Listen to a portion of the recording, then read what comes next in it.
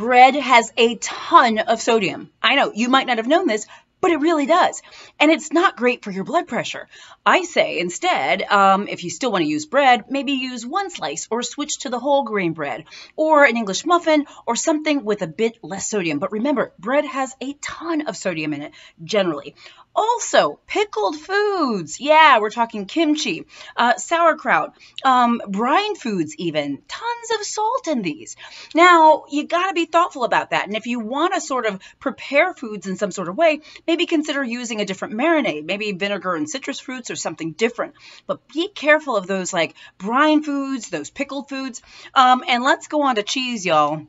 I know y'all are probably like, cheese, I thought that was bad for cholesterol. Well, it's not great for cholesterol, but there are some cheeses that have more salt than others, and then which, again, we're talking about foods that can not be so great for your blood pressure, and we know that foods that are very salty and salt content, if you're taking too much salt, that can really impact your blood pressure negatively.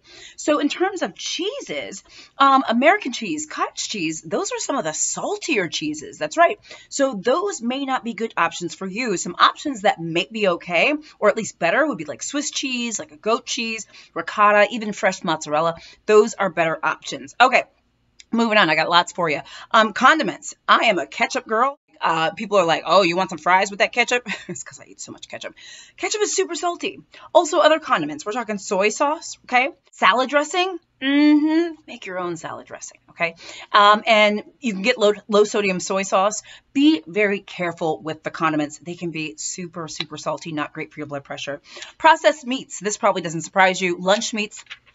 Sliced meats and things like that, not so great, but also other meats too.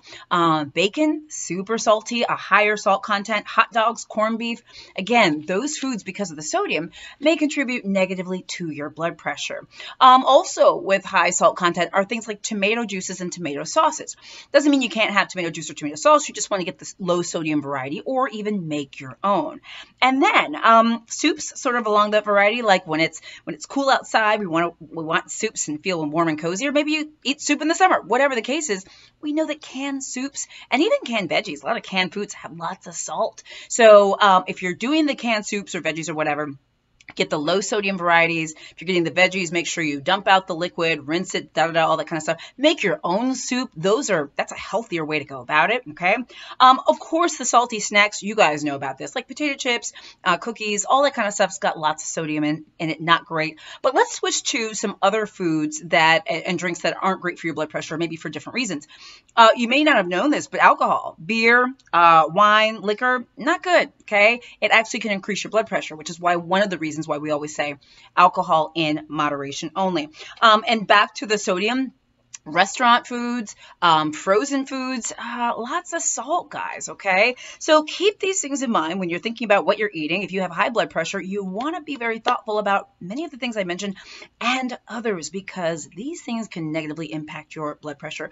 What other foods do you know of that might negatively impact blood pressure? Write in the comments, because you might just help someone else.